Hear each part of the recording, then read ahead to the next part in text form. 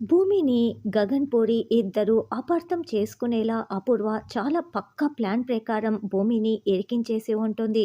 దాంతో గగన్ భూమిని గెంటేయడం, శరత్చంద్ర భూమిని ఇంటికి తీసుకువచ్చి ఆస్తి మొత్తం కూడా భూమి పేరు మీద రాస్తూ ఉంటాడు. అపూర్వ శతవిధాలా అడ్డుకోవటానికి ప్రయత్నిస్తూ ఉంటుంది. అయితే శరత్చంద్ర అపూర్వ మాట వినకుండా ఆస్తి మొత్తం కూడా భూమి పేరుపై రాసేసి సంతకాలు పెట్టేసి, ఇదిగో భూమి, ఈ ఆస్తి అంతా ఇప్పుడు నీ చేతుల్లోనే ఉంది.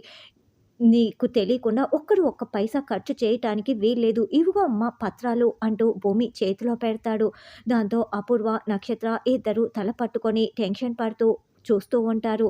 తర్వాత అపూర్వ, నక్షత్ర ఇద్దరు కింద ఆలోచిస్తూ ఉంటే అప్పుడే భూమి చాలా స్టైల్‌గా శోభా చంద్రలాగా గంభీరంగా నడుస్తూ మెట్లు దిగి వస్తూ ఉంటుంది.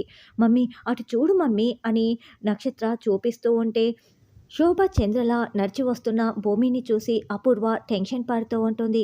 ఇక భూమి చాలా స్టైల్‌గా అపూర్వ ఎదురుగా వచ్చి నిలబడడంతో అపూర్వ ఇంకా షాక్‌లో అలాగే ఉండిపోయి నోరు తెరుచుకొని చూస్తూ ఉంటుంది. అప్పుడు భూమి చిటికెలు వేస్తూ అపూర్వని పలకరిస్తూ ఉండటంతో "చెప్పు శోభక్క" అని పొరపాటున భూమిని అలా శోభ అని పిలుస్తూ ఉంటుంది. మళ్ళీ తేరుకొని "ఆ! చెప్పు భూమి" అని మాట్లాడుతూ ఉంటే "ఆ! ఎలా ఉన్నాను? నేను అచ్చం మా అమ్మ శోభాచంద్రలానే ఉన్నానా?" అని భూమి అంటే "నువ్వు అలా నడిచొస్తుంటే అచ్చం మా శోభక్క నడిచి వచ్చినట్లుగానే ఉంది" అని అపూర్వ అంటుంది. అప్పుడే భూమి చెయ్యి చాచుతుంది.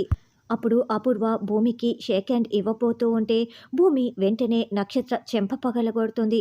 దాంతో అపూర్వ షాకింగ్‌గా "ఆ! అర్థమైంది. నీకు బీరువా తాళాలే కదా ఇవ్వాల్సింది" అని నడుం దగ్గర దాచిపెట్టుకున్న బీరువా తాళాలను తీసి "ఇవిగో భూమి, ఇవిగో బీరువా తాళాలంటూ భూమి చేతిలో పెడుతుంది. భూమి ఇంటి తాళాల్ని చేతిలోకి తీసుకొని చాలా సంతోషంగా చూసుకుంటూ ఇక మీదట షాపింగులు, గీపింగులు బంద్ చేయాలి. ప్రతి రూపాయి, పైసాకి కూడా నాకు లెక్క చెప్పాలి. ఇక మీదట ఒళ్ళోంచి పని చేసి మీ ఒంట్లో కొవ్వుని కరిగించండి అని భూమి చెప్తుంటే నో, మేము ఒప్పుకోమని అపూర్వ అరుస్తూ ఉంటుంది. వెంటనే భూమి అపూర్వ చెంప పగలగొడుతుంది. భూమి అలా చెంప పగలగొట్టడంతో అపూర్వ, నక్షత్ర ఇద్దరు షాకింగ్‌గా చూస్తూ ఉంటారు.